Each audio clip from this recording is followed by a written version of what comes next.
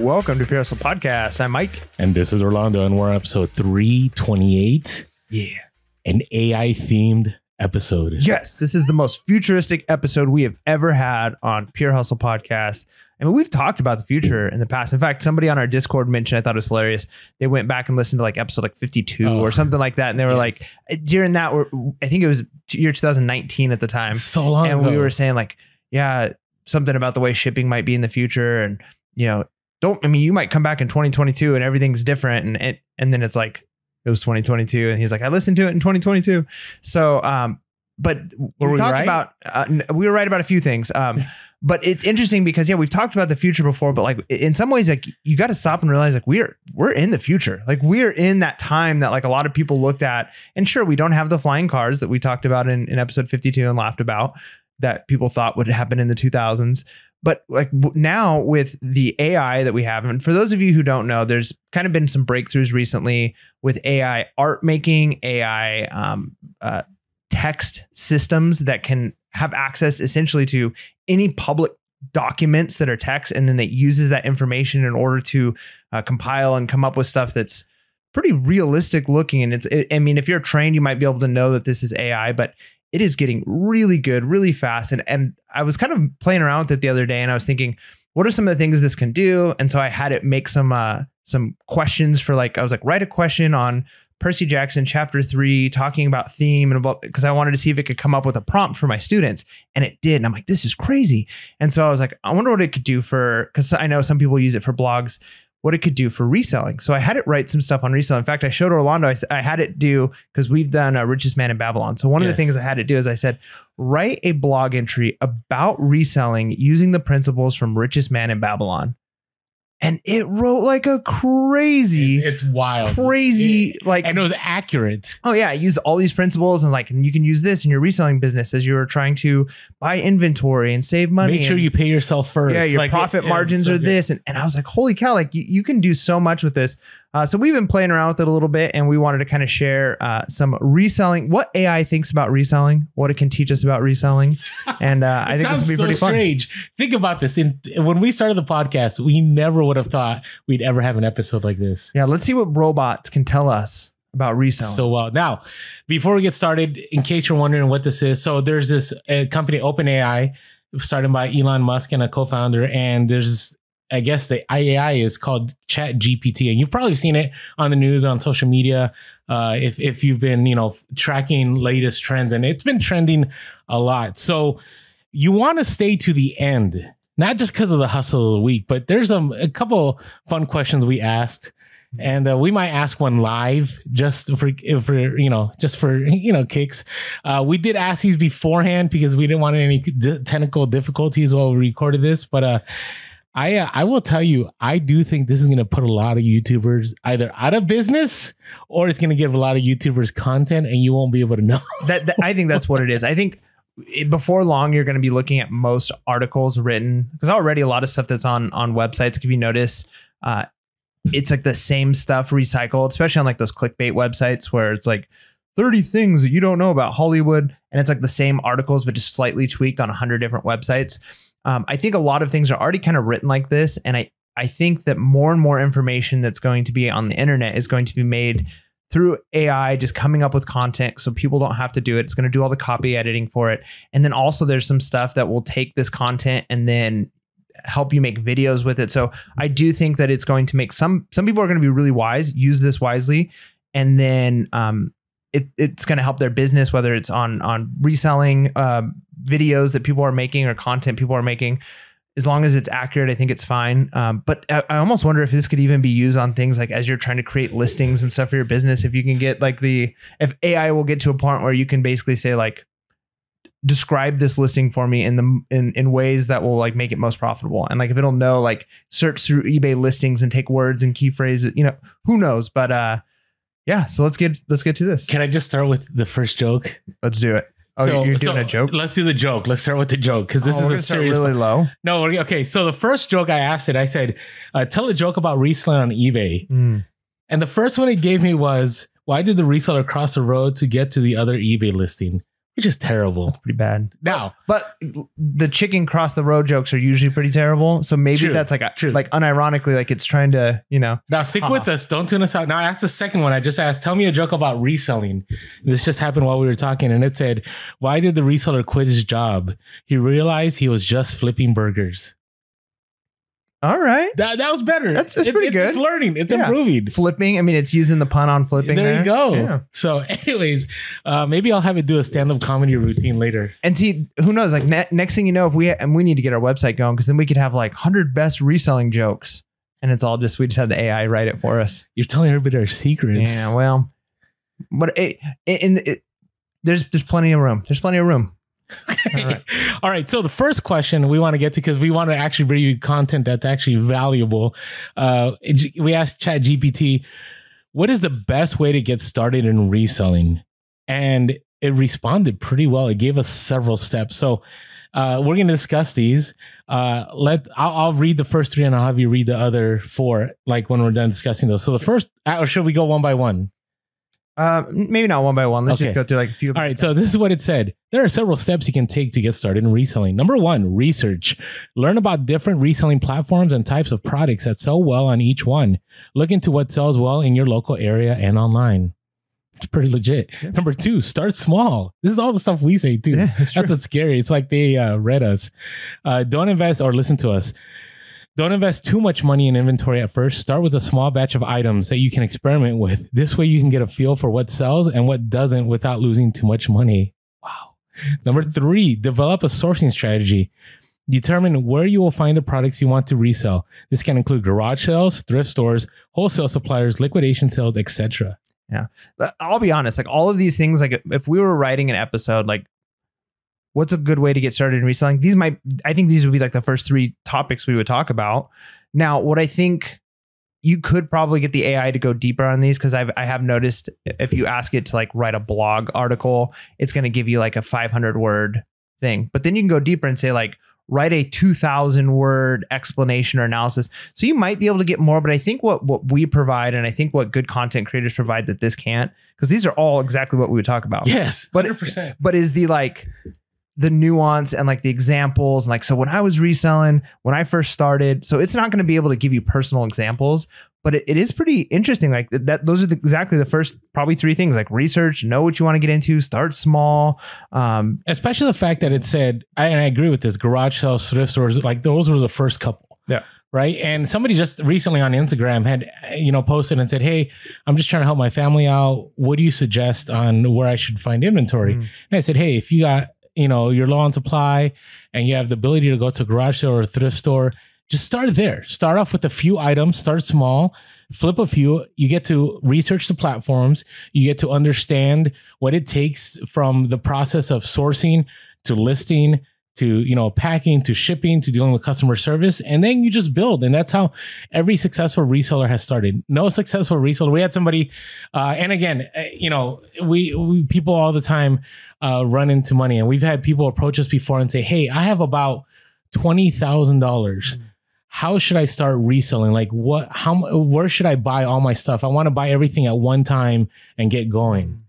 And I always leery when they say that. Yeah, that's a terrible strategy. But I mean, it could You're work. just real with it. It's like, it's bad. Yeah. I mean, it could work, but it's like the learning experience, right? Like when we talk about reselling college, as it were, like your education experience of reselling comes from making mistakes, learning what works, learning what doesn't work. And the lower the stakes are as you're doing that, the better off you are. Right? If you're putting all the chips on the table and you're like, everything's on black, let it ride.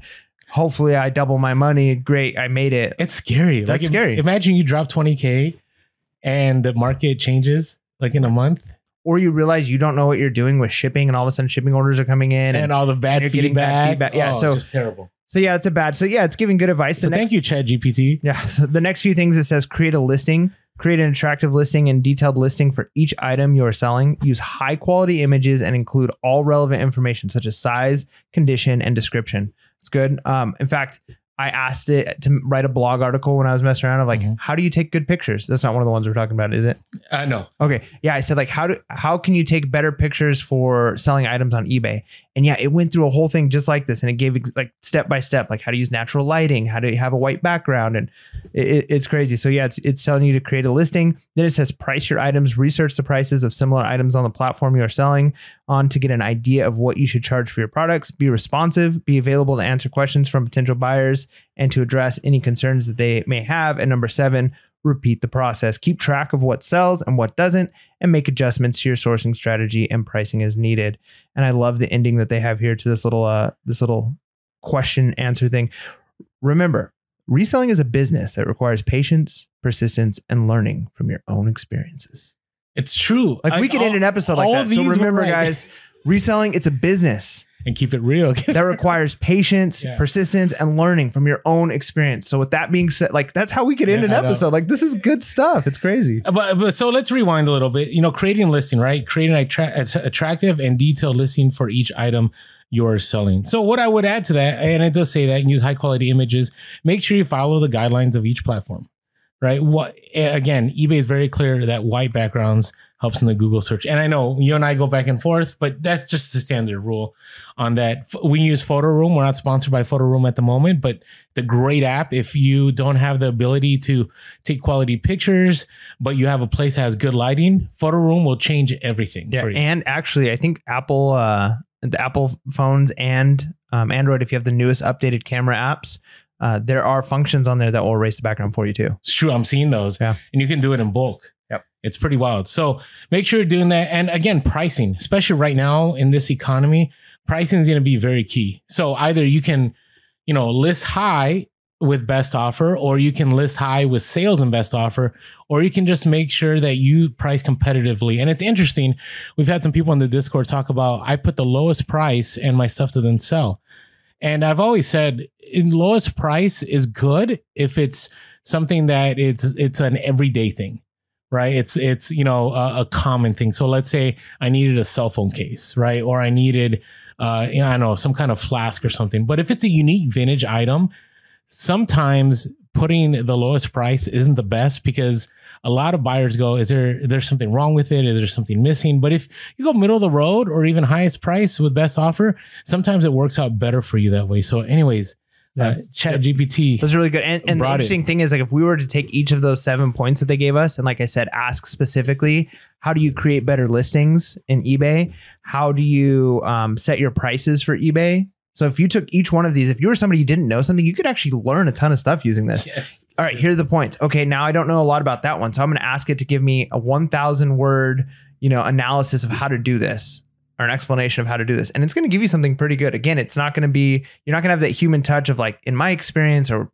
when I did that last time, it didn't work, but it's going to give you some good, like, aggregated information.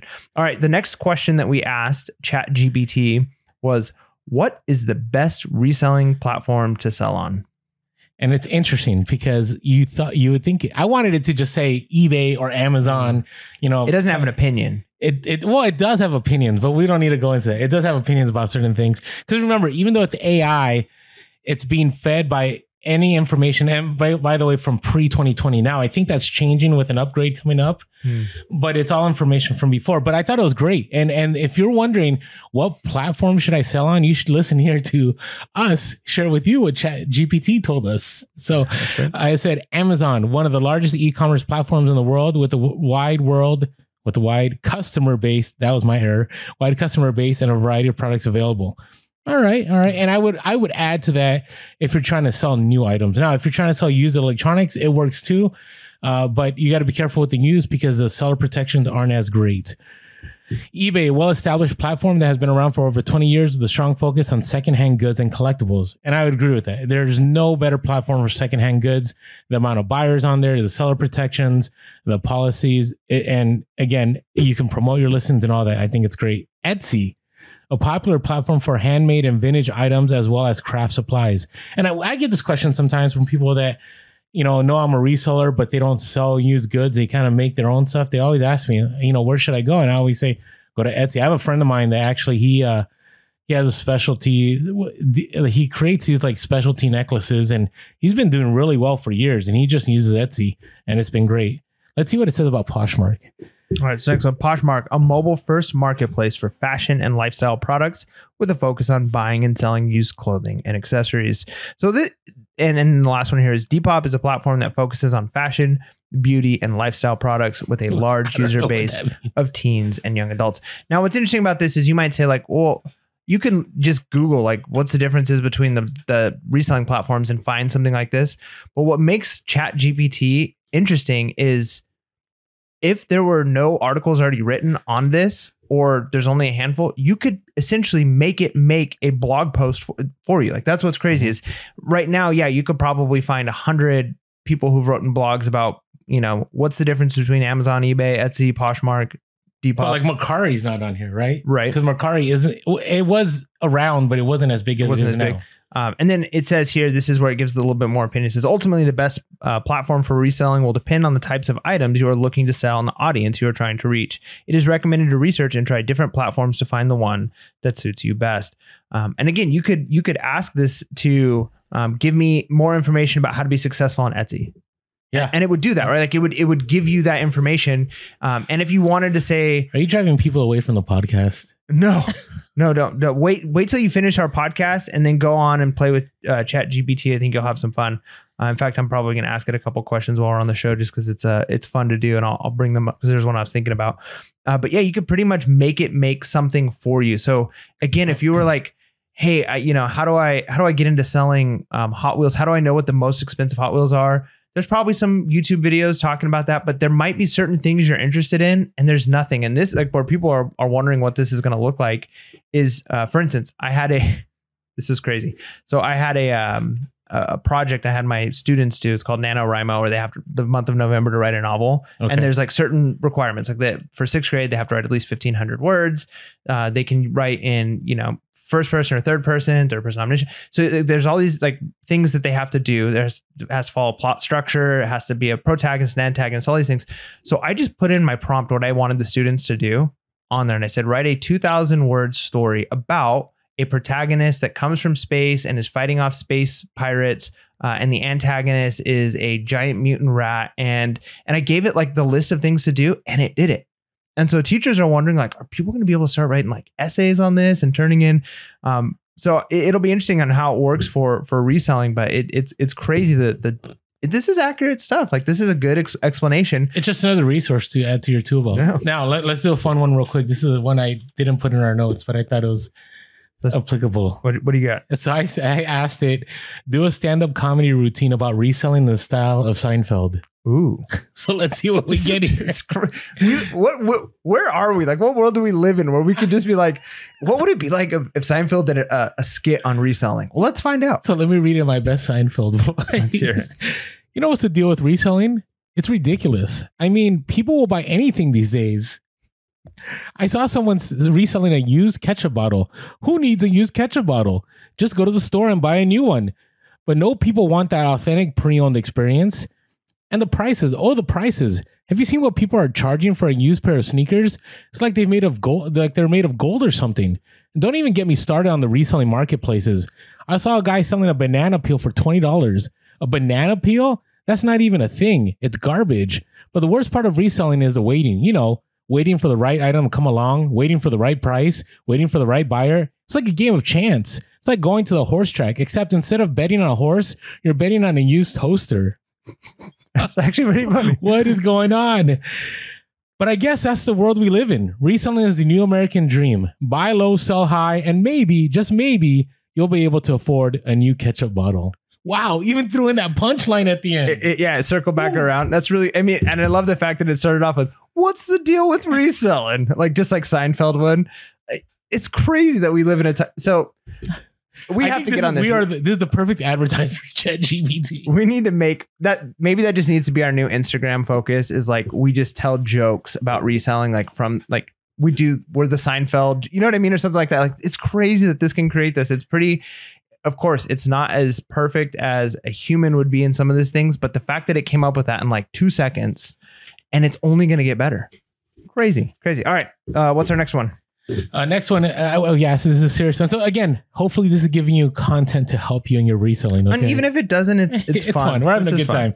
All right. What should you do if you have slow eBay sales? This is a question everybody always asks, and there's always YouTube videos on this. So this is what the AI came up with. If you're experiencing slow sales on eBay, there are several things you can do to try to increase your sales. Number one, optimize your listings. Make sure your listings are well written with clear and detailed descriptions and high quality images. Use keywords in your titles and descriptions to make your items more easily searchable. So the only one I would disagree with, this is with older content again, it says detailed descriptions. I would say detailed item specifics. And in your description, it should be short, like 1 or 2 lines, period. It should not be longer because, again, most sales now are coming through mobile. And so you don't want to, crowd the area. Like back in the day on eBay, people used to have these templates on that they would put on there, like the history of an item and the story behind it. And they would have like flashing lights and clip art. Like that's 1990s eBay, even early 2000s. Next, they said, price your items competitively. Research similar items on eBay to see what they are selling for and price your items accordingly. And that's good. It's good, especially when sales are slow. Offer free shipping. Many buyers look for items with free shipping, so consider offering it to increase the appeal of your items. And eBay has said this again, that they will rank higher items with free shipping. Now, Mike and I don't do free shipping. I know for myself, I only do free shipping if it's above first class, just because it's so costly if you end up doing free shipping. And a lot of people say build it into the price. And I got to tell you, these days, I think people are becoming more savvy and they get it. Like they're like, oh, look at this deal. It's free shipping, but it's more expensive because they're probably charging me, they're trying to cover their shipping costs. Number 4, be responsive. Respond quickly to any questions or concerns that buyers have, and be sure to follow up with buyers after the sale to ensure they are satisfied. I don't know if you need to follow up after the sale. You just let it go. You don't cause yourself trouble. Just let it be. Now, there are some people that do put in cards like, hey, if feedback would be appreciated, or, follow my store or whatever. I mean, that's a good idea too. I would also add to that with send offers that if it ever pops up, and we've said this so many times on the podcast, if they ever pop up, make sure you send it ASAP, because the reason it's popping up is because people are intentionally looking at the item over and over again. And so eBay's algorithm is triggering it to send an offer. Nice. Unit off on 4? Yeah. All right. So we're on 5 now. 5. You did 5 or I'm doing I did 4. No, okay, yeah. 5. So promote your listing. Share the listing on social media and consider using paid promotion options like sponsored listings on eBay. Good. Use multiple channels. Don't rely on eBay alone to sell your items. Use other platforms like Amazon, Facebook Marketplace, and your own website to reach a wider audience. Ooh, I disagree with the last one. No, and again, the part of the hard thing is this is so contingent on what you're selling, right? Like if you're selling specific things that, like, if you are the model train guy or the model, and that's all you do, and you've got tons of them, then maybe you do have a website where you're driving people to that. Or if you're like, true, if you're making your own things, but if you're the average garage sales, even if you're a full-time seller, remember eBay does all the marketing for you, right? But if you're super niche down, if it's like all I do is sell vintage music instruments, and like people are after, like they know that I carry the best stuff, like it might be worth having a website. Well, I would say start on eBay, and on eBay you can actually develop lists. You can send information to individuals and stuff. And then in that newsletter, over time, you can shift everybody over to your website. Right. You get what I'm saying? Yeah. So, but that's the point, is like, unless you were to specifically ask, like, I sell this type of thing, like you're going to get, this is general, like this is trying to apply to as many people as possible. Yeah, so so to our audience, for most of our audience, that tip isn't exactly applicable. But if you think of just in general, like it's not a bad tip depending on what you're selling, what you're into, especially if you're niche down. I agree. And then the last one here is evaluate your product, review what you're selling, what's the demand for it, how you are pricing it, and how you are describing it. Change your strategy if you think it's not working.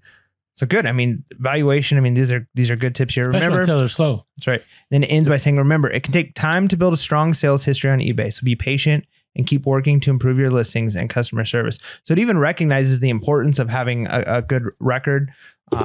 This is really good. Okay, we have to do another funny one before we do our hustles of the week. Okay.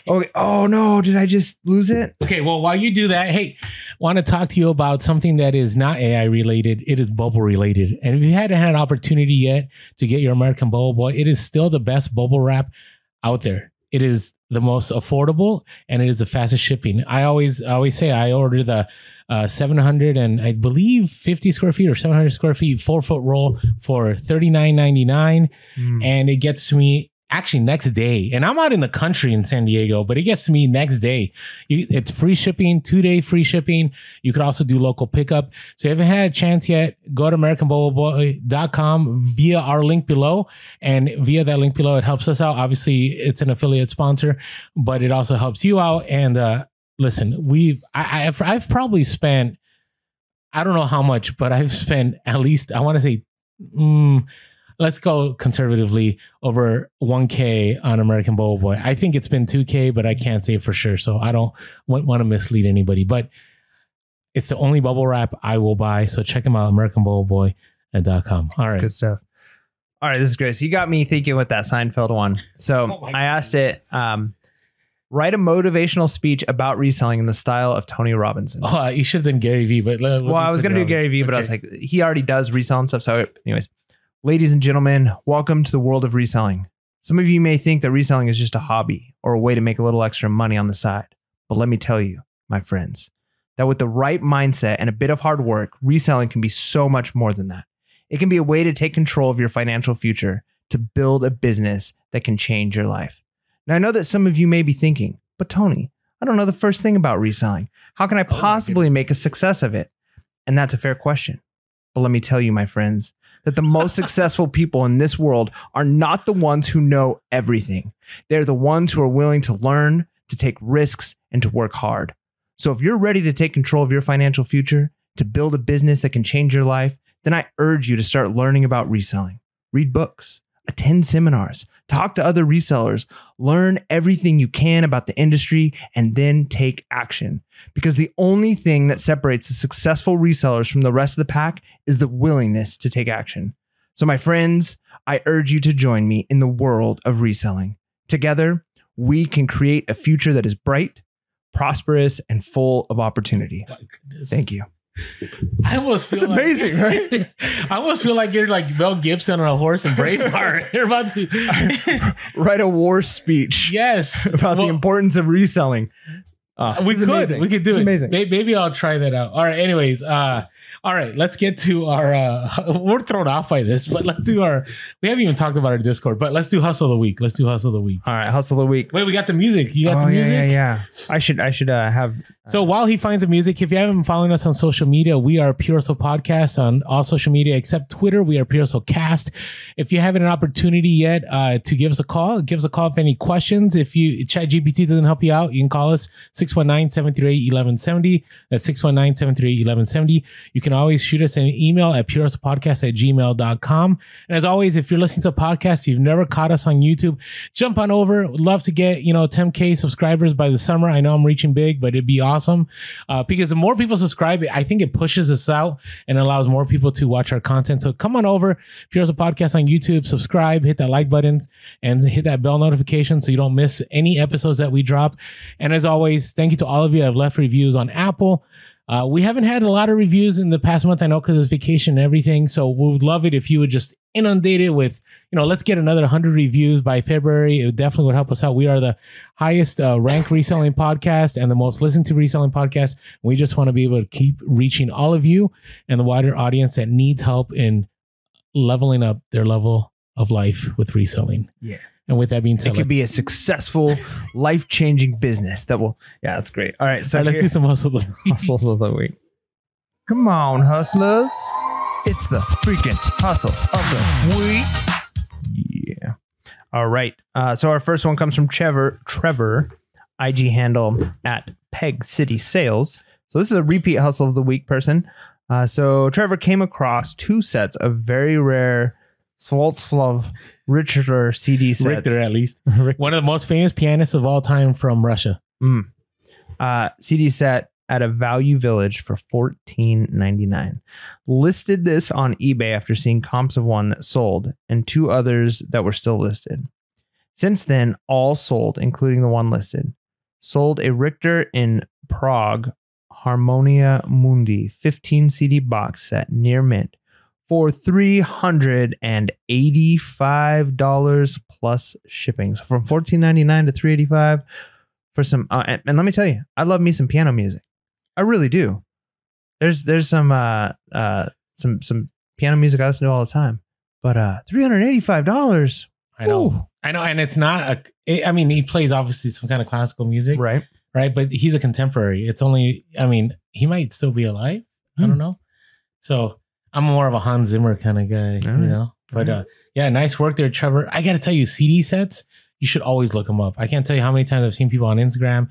I remember Hugo from Sell Quick Ship Quick. When I was sourcing with them, I'm like, what are you looking at? And he looked it up and it was like $100 something set. So you just never know. All right. This comes from True Rarities from the Discord. This one was a pretty cool one. Came across a vintage NASA film reel for $45 at the thrift. You know, those big film reels. This was 16 millimeter. After feedback in the Discord, and footage of the reel was actually on YouTube. So I looked it up and I could find it. It was pretty cool. So I said, hey, you should post a video from YouTube onto your listing.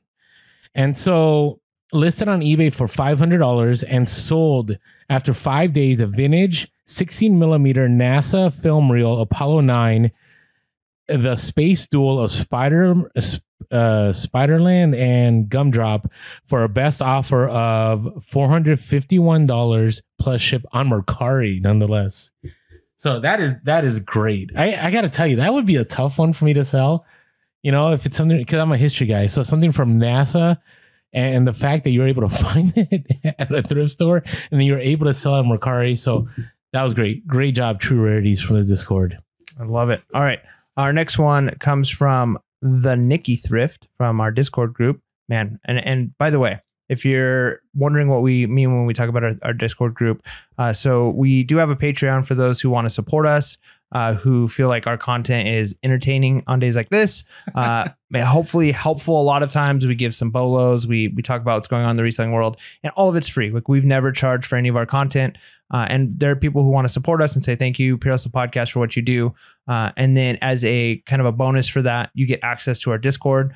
And you could ask anybody who's in our Discord. We don't hide any content in there. Like, we're not like, here's a Discord exclusive, but what it is a place for resellers to talk about things, to ask questions, to get tips. The youngsters call it gatekeepers. We're not gatekeepers. Yeah, we're not gatekeeping the information, but a lot of times there's very useful things that we just don't have time to talk about on the podcast. But people are talking about tips about shipping, or how to list this, or what kind of item is this, or where do you source these? And so there's tons of things that people are getting value from. It's a great place. So this one comes from one of our Discord members. And so they came real quick. So go to patreon.com/PureHustle or link below and you can sign up. I won't even say how much. Yep. It's like $5 a month. It's a deal and a half. All right, let's do the hustle. All right. So came across a sealed voice recorder. Oh, I saw this one in a furniture drawer at a thrift store for $3. Paid for it, dropped off at the car, and went back to continue shopping. Listed on eBay and sold a new Sony voice recorder M479 for $250 plus shipping. And it's crazy that, like, in today's technology, like that stuff is so old, those old recorders. But I mean, there's people who know like that's what they want. It's good. It does what they need. They don't want to worry about trying to record on their phone. Maybe it doesn't have as good of a mic. Like, and there's still money in those types of. I just wonder why though. It's always a mystery to me, because on phones you can do that. Yeah, but that's the thing, is like, it's not. So a phone is one of those, like, it's a jack of all trades, and it does a lot of things really good, but it's not going to have as good of a mic quality as a voice recorder. So if you're just like, I just need like really good, like all I need it to do is be able to pick up my voice while I'm giving a lecture, I'm listening to a lecture, it's going to do better than your phone could do. Okay. Right. So it's like one of those things where it's like, yeah, if you just don't care and you just need it for your own notes, your own personal use, use your phone. But if you're like, I need something a little bit better. Right. So it's one of the, or same thing with pictures. Like, your phone could take really good pictures, but if you're like if you hired a professional photographer and they showed up with their iPhone to take your family pictures or something, you'd be like, get out of here. Now, I mean, things may change. I do have a friend of mine who's a professional photographer, and she uses her Samsung phone. Yeah. Isn't that crazy? Yeah. I use my phone for a ton of stuff like that. I mean, I use my phone now more for videos than I ever have, but even still, like, it'll get you 90% of the way there. Yeah, I get it. But if you pay for that extra 10% when you're paying for somebody. Now, I wanted to add something. She had, I put this in the notes, that she decided to go to her car and drop it off and go back shopping. And I strongly recommend that. If there's something like really valuable that you find and you don't want to misplace it. You don't want somebody to go in your car. I strongly recommend just buying it. Obviously, put it out of sight in your car. I've done that before. I remember when I found those 24 Dixon flannels. Like I just bought them all and just put in my car and then went back shopping. Just because I was scared that if one moment I leave my car somewhere, I'm looking at something and somebody just grabs one or two, because it's happened, and I've accidentally grabbed stuff from people's carts. Honestly, it was accident. Okay. So you just got to be careful. So, all right. What is your hustle of the week? So I was at a garage sale and I found, it's one of those things where it's like, I'm trying not to pick up too much stuff because I'm trying to be wise, and not kill myself with too much inventory that's going to take a while to sell. But I found a bunch of toys, and normally I don't look at toys. I mean, I know you're getting better at the vintage toy market, so you'd probably spend a little bit more time, but I just quickly glanced through and I noticed a figure that I could tell, like, that's Playmobil. Like that is, I could tell it's Playmobil just by like the way the figure is. What is that? Can you pronounce Playmobil? Playmobil. Okay, so I'm trying to like Playmobil. I know. Is it Playmobil? Playmobil? It's Playmobil.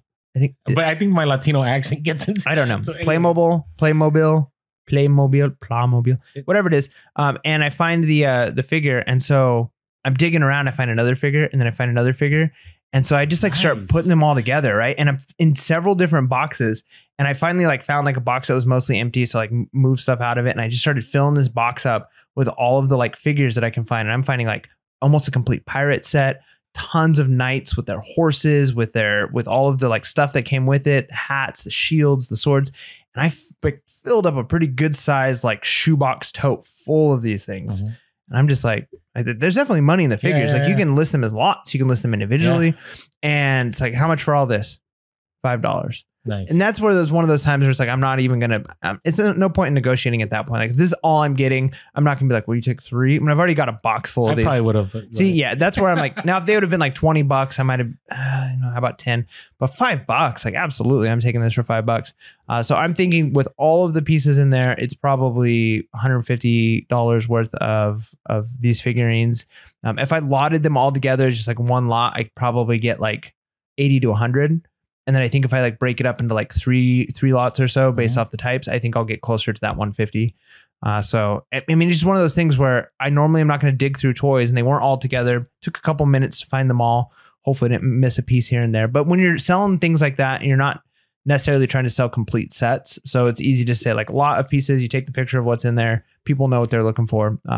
And yeah, good. It was $5 to potentially $150. It's funny. I had some sales like that over Q4. I found in 2 bags, at the thrift store, the bags it was vintage Playmobil, and it was $10 a bag. And one had like the full nativity set. Ooh, nice. So I broke it up. I broke it into Joseph, Mary, and Jesus. And then I broke it up into the shepherds, and then I broke them to the wise men. And I think, I paid $20. It's $10 each bag. And I made over $100. And it was pretty fast because it was, right Christmas before time. Christmas. Yeah.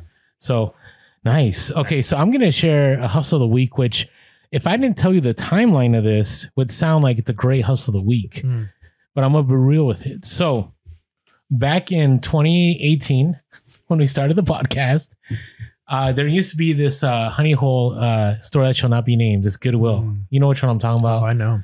It was a great store. I lived about 1.5 miles from it. And so I would go there every day. And the managers had a great relationship with me, and they would text me like when stuff would come in. And it only took me less than 2 minutes to get down there. Well, okay, maybe 5 if I, followed the stoplights. Let's be honest. It's Orlando. It takes 20 minutes.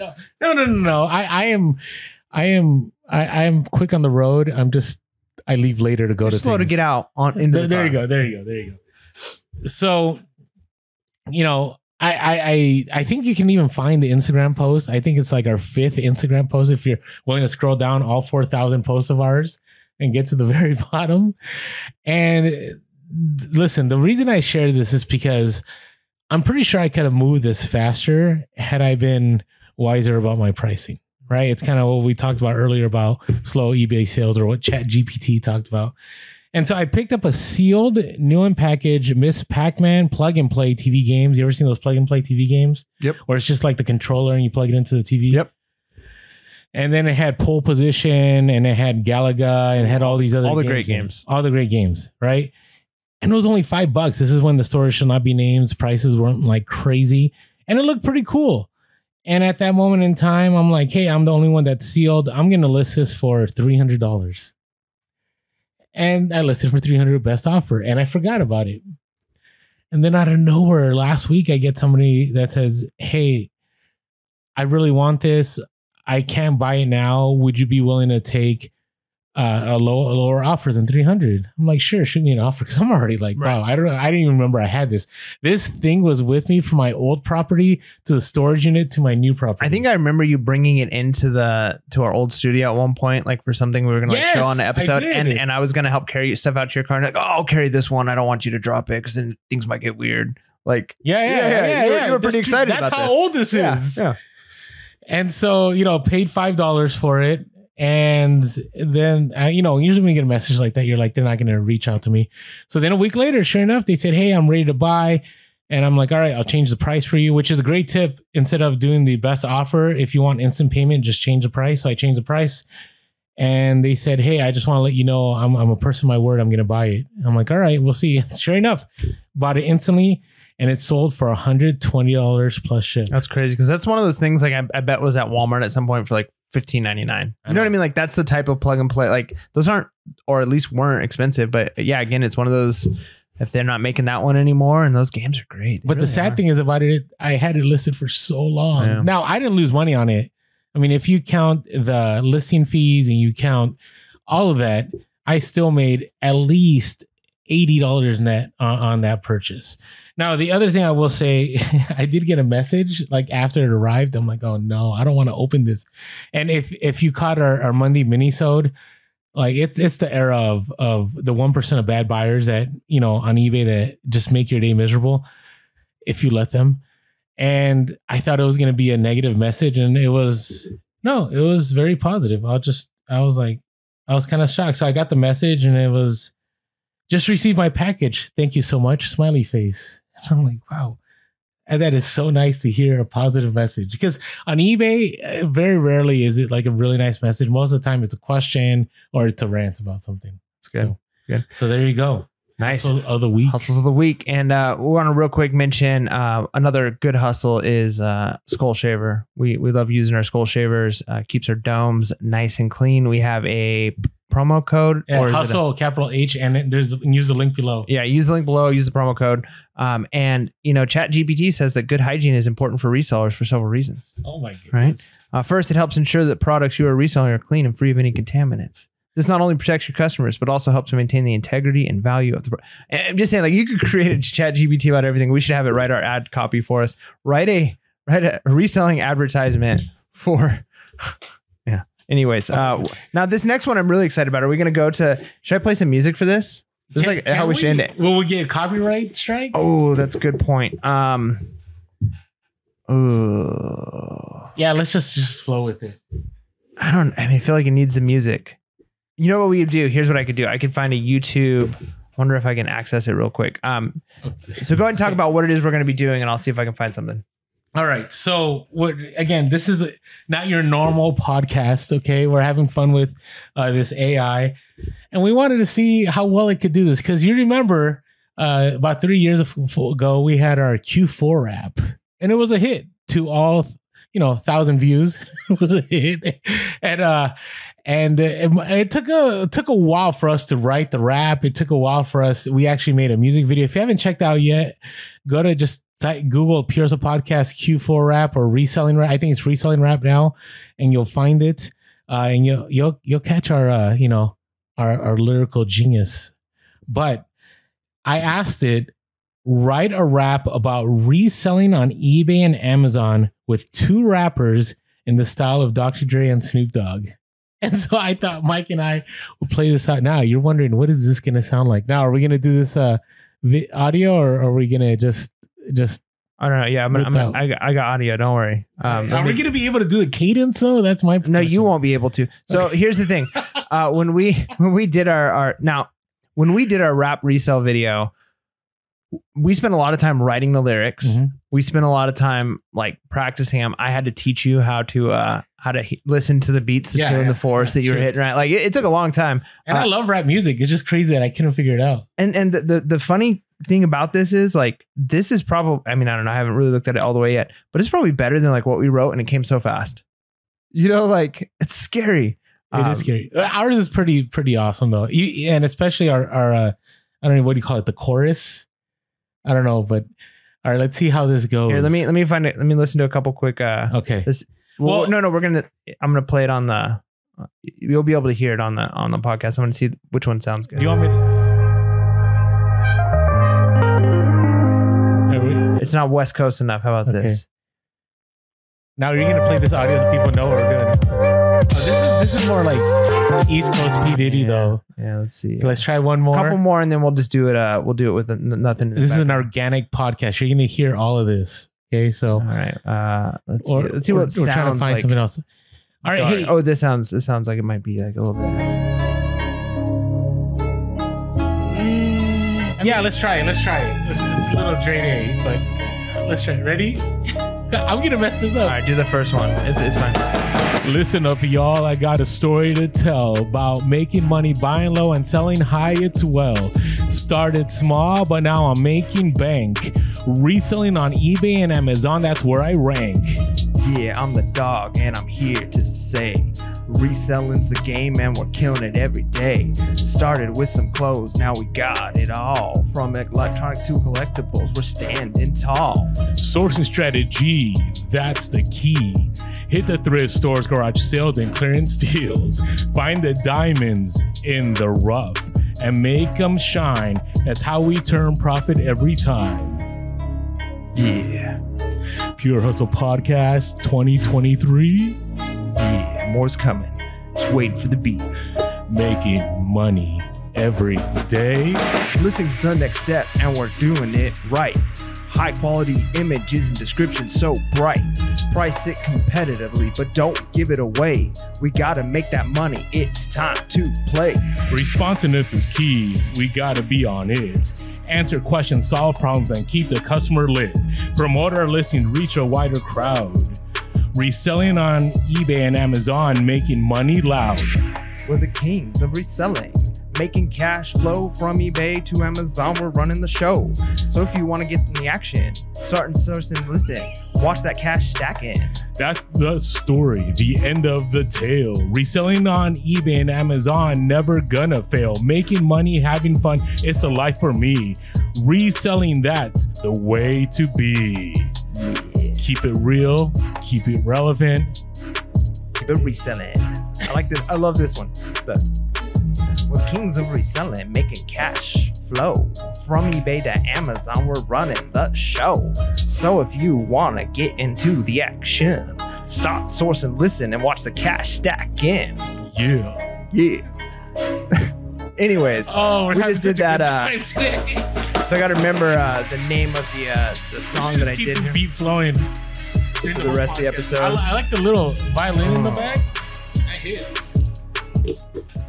All right, this may go down as the best Pure Hustle podcast episode ever. The fact that we just organically, randomly rapped a song that I never even read any of these lyrics. If we practiced a little more, I think it would have flowed really well. I think so. Like, I mean, because I was just trying to think, okay, how does Snoop Dogg sound, right? Like we're the kings of reselling. Yeah. But here's the thing: we didn't even know the beat. Like, we're just trying to flow with it. We don't know what the next. Well, yeah, but if you know how to listen to a beat, it's always 2 and 4. Okay, I don't. Snare, but you gotta. The first time, that's a rough cut right there. But it's crazy the fact that it can come up with a pretty decent like reselling rap song, and you could tell like what style you want it in. And obviously there's going to be some people who are like, that didn't sound anything like Dr. Dre and Snoop Dogg. Yeah, I get that. I haven't listened to Snoop Dogg since I was like 16, so I'm sorry, I can't remember. But anyways, man, that was pretty fun, and I think yeah, who knows? Let us know. Here's the thing. First of all, I think we're going to have to take some bits of this and like promote this podcast enough to get people to listen to the end, because who knows how many people made it to the best part here. Well, we still got one more thing. Are we not going to do one more thing? I didn't see the other one. But you're like trying to end the episode. No, sure. But before we get to that next one, though, I do want to say, like, let us know in the comments below. Do you want us to see us like practice this a few more times off air so you're not having to listen to it? And should we like release this as our next reseller rap? Yeah. There you go. And the crazy thing is, this is ChatGPT that made this, but I think we still have the copyright on that song. We do. That's our song. We do. We're the kings of reselling. Making cash flow. Love that one. All right, we want to give you guys content too that applies to reselling. So this is the best content. This is what people are here for. I know. Let us know in the comments below. What are you really here for? So here's the last question that we're going to share that we asked. We said, what does it require to be a successful reseller? It said, being a successful reseller requires a combination of several key factors. Number one, knowledge of products and market trends. Resellers should have a good understanding of the products they are selling and be aware of the current market trends and popular items. That is so true. Like you have to be able to, and they talk about adaptability later on, but you have to be able to know what the trends are. Those that are successful understand, hey, you know what? Right now, probably Tommy Bahama's not it, but right now, Rain Spooner and certain kinds of shirts are in. Right now, you know, yeah, it used to be a thing when Danner boots, but Danner boots have kind of gone away. And now, you know, Allen Edmonds have kind of gone away. But you know what? There are other shoes that are worth picking up. And, you know, for example, flannels, right? Years ago, LL Bean flannel sold well. Now Dixon is the flannel you want to pick up. So that's good. Next, sourcing skills. Resellers should have a good understanding of where to find the products they want to resell, whether it be through online marketplaces, wholesale suppliers, liquidation sales, or other sources. Yeah, you always have to have a constant flow of inventory. 3, listing and marketing skills. Resellers should be able to create attractive and detailed listings for their products and have a good understanding of how to market their items to potential buyers. And the nice thing is eBay does a lot of this already for you. And then I'll do 4 and you want to do the others here? Yeah. Pricing strategy. Resellers should be able to price their items competitively while still making a profit. And I would add to that, if you want to be successful as a reseller, and we said we had a whole episode about what's the primary rule. And the primary rule is buy low and sell high. So you can price competitively as long as you are sourcing at a price point that keeps you profitable. You want to make sure you keep that going. That's good. All right, our next one is customer service. Resellers should be responsive to customers' questions and concerns and be able to handle any issues that may arise. It's great. And again, very vague, but again, this is just telling us like several key factors, so it's not going into depth on them. But yeah, I mean, that's a great point. Patience and persistence. Love that. Building a successful reselling business takes time and effort. Resellers should be prepared to work hard and be patient as they build their business. I can almost mic drop this and be like, this is better than like half of the stuff that a lot of people are putting out where it's like, you're going to be able to make money easy. Like you're going to be flipping, you're going to be, and they're just selling a dream. And like AI is like, this is hard work. You're going to have to work hard. The AI is more real and relevant than a lot of people out there. It's very true because it's just facts. Yeah. This is not feelings. Which goes to show that what we've been saying has been based on like, we've been validated evidence. By the AI. Look, the AI, the robot said I was right. So clearly I'm right. All right. The next one, adaptability. The market changes. And so should you. A successful reseller should be able to adapt to new trends, new products, new sourcing and selling channels. Love that. We talk about adaptability all the time. One thing about like auctions right now, right? That's one of the things that a lot of people don't want to do, but it's kind of like necessary now, yep. Right? It's good. And then finally, willingness to learn. A successful reseller is always learning from new products, new trends, new ways of sourcing, and new ways of selling. By having a combination of these skills, a reseller can be successful in the business and make profit over time. And you know what's so cool? Like this is like if you read something like this, like to me, this reads neutral. You know what I mean? Like this reads like you're reading an impersonal blog. But then I just showed like we could say write a motivational speech from the perspective from the style of Tony Robbins, right? And it's going to give you like all of the like passion and enthusiasm. So like this can create both. This can give me like here's just the facts, and you could probably say like write something to encourage me because I'm down about reselling. My business is low. Like give me support, emotional therapy too. I'm telling you, man. Who knows? Who knows? All right, I saw you typing up there. Do you want to share what you're typing up? I mean, you can talk for a couple minutes or we can end it, but I was going to type something to see if it'll do it. All right, let's see. We're going to do one. So I think we should end the podcast doing the flow one more time. No, you don't. You think it's a one time? One and done. You got to know when you're heading quit. I just thought it was a way to outro. But here's the thing. There's very basic principles in reselling, right? And so hopefully throughout this podcast, you caught on to all of these. The idea of, as Mike has said, being patient and being persistent, right? Sourcing is everything, right? If you're sourcing at a high cost or you're running out of capital, you're not going to be able to keep reselling, right? You have to make sure you're buying low and consistently selling high, but you're able to adapt and you're able to keep your business going and you're learning from your mistakes and you're growing, right? Everything I just said is pretty basic, but it's the best way to be successful as a reseller. All right. Do you want to add something here on our way out? Here's one of the things I think it's ChatGPT, this AI. One of the skills, it's like Googling. You know how like when you first learned to Google things, like you didn't know what you were doing. I mean, we grew up kind of with it, so it's easy. But like when you would teach parents, or like remember when you first go to college, like one of the first classes you take when you're in English, you have to go to the library and like learn how to like look up in the library, like certain, like if you're looking for resources. So part of the skill in this is how do you write the right types of questions to get what you're looking for? Yeah. That's going to be a skill in and of itself. But I asked it to write a fiction story about handling an upset. Oh, I put summer. That's why it gave me that. Okay. Well, just put customer real correct really quick. Which I wonder if this is going to be different than our Monday minisode, because our recent Monday minisode, we give you 5 ways to deal with an upset customer, the 1%, which we're going to have a full on theme episode about. But I'm wondering what ChatGPT. That's so funny. So I wanted it to write a fiction story handling an upset customer on eBay, but making it right in the end. And then it gives me something that I was like, it was the middle of the summer and the heat was on for Jane, an eBay seller. She just, because I accidentally put summer instead of customer, it like autocorrected. Okay, so let me change it to customer and see what it gives me. That's pretty good. The heat was on for Jane. Hey, that's like, good. We're gonna be like, we're gonna write stories about eBay. And it's giving me Jane again. Okay, so it was another day at the office for Jane, a customer service representative for eBay. She'd been dealing with an upset customer all day. So again, like if I would have written this right, like I am write a fiction story from the perspective of a reseller who received a negative feedback, I'd get something a little bit better. You know what I mean? But okay, well, do it real quick. Okay, real quick. All right. We're keeping it real here. And again, I would suggest this program, you use it. Just like Mike has said, if there's something you just don't know about, it's a good starting place. And then you could do the normal research on Google. What this will do over time, it's going to cut your time in research as a reseller. I truly believe that. So if you're thinking about, let's say wholesale, you've never done wholesale, right? You could Google like, what's the best way to wholesale? And you can get all these blogs. But if you could say, I don't know, I haven't done it yet, but you could ask it questions like, what is the best way to wholesale vintage clothing? And I'm pretty sure it's going to give you a bunch of stuff. I'm not going to do it right now because we've asked a ton of questions already. Or you could also ask questions like, what is the best way to negotiate at garage sales? And it'd be interesting what it says. It'd be interesting if we ran it against our own episodes, because we've done a few. If you haven't checked them out, you should check them out.